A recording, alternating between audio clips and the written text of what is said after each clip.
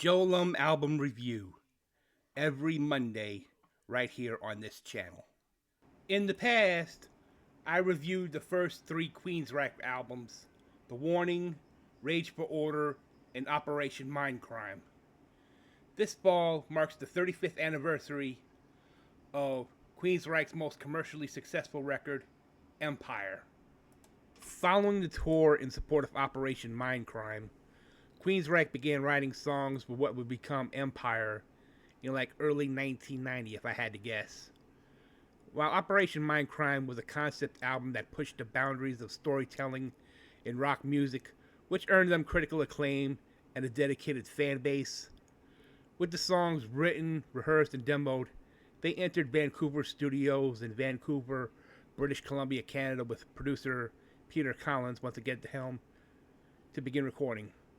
The title track was recorded in Redmond, Washington's Triad Studios, where in 2003, when the album was reissued, features the bonus tracks Last Time in Paris, the traditional English ballad Scarborough Fair, which was actually recorded during the Rage for Order sessions, and Dirty Little Secret. Singer Jeff Tate, along with guitarist Chris DeGarmo, were the driving creative forces behind, as their collaborative songwriting process were instrumental in shaping the album's sound and themes. DeGarmo, for his credit, played a pivotal role, contributing not only his guitar skills alongside fellow six-stringer Michael Wilton, but his knack for crafting out melodies that are memorable. The album itself explores various social issues, including the impact of drug trafficking and gang warfare on American society, homelessness, and the challenges faced by people with disabilities. For example, the group's biggest hit off the record, Silent Lucidity, focuses on dreams and how one taps into one's subconscious to experience a lucid dream. Okay, for the track listing, I'm going to go with the original track listing and the 2003 reissue bonus tracks.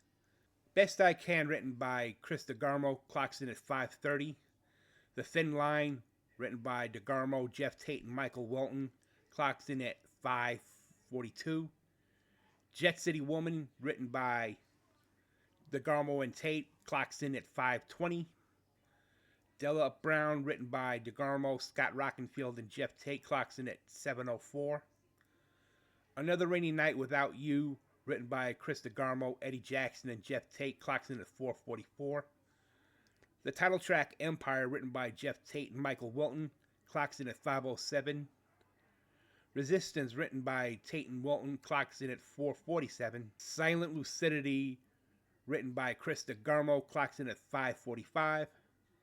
Hand on Heart, written by DeGarmo, Tate, and Wilton, clocks in at 5:30. One and Only, written by DeGarmo and Wilton, clocks in at 5:52. Anybody Listening, written by Chris DeGarmo and Jeff Tate, clocks in at 7:40. Last Time in Paris, written by Chris DeGarmo and Jeff Tate, clocks in at 3:51. The traditional Scarborough Fair, which was produced by Queensryche and Neil Kernon, recording in 1986, clocks in at 3:51. And Dirty Little Secret, written by DeGarmo and Tate, clocks in at 4:07. There had been conflicted reports as to when Queensryche's Empire was released, but if I had to guess, it was in between August 21st and September 4th, 1990. The album reached number 7 on the Billboard 200 and reached triple platinum status in the US, making it the band's most commercially successful album. The song Silent Lucidity reached number 9 on the Billboard Hot 100 and number 1 on the Billboard's mainstream rock tracks. Other singles include Empire, Best I Can, and Another Rainy Night, and Jet City Woman, which reached number 6 on Billboard's mainstream rock chart. The overall rating for this album is a 9 out of 10. Empire had received generally positive reviews from critics since its release. The album's production and marketing were successful because Queensryche stayed on schedule and budget due to lessons that were learned from a previous over-budgeted album like 1984's The Warning. That allowed the band to receive full marketing support, which contributed to the record's mainstream success. I felt that the classic Queensryche lineup was at the peak of their popularity with Tate, DeGarmo, Wilton, Eddie Jackson, and Scott Rockenfield.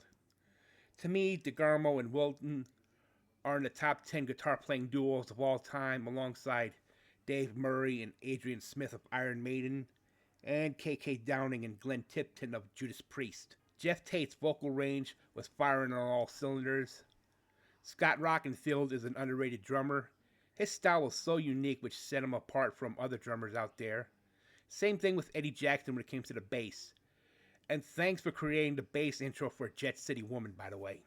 For more album reviews like this one, subscribe to my channel. Thank you for watching.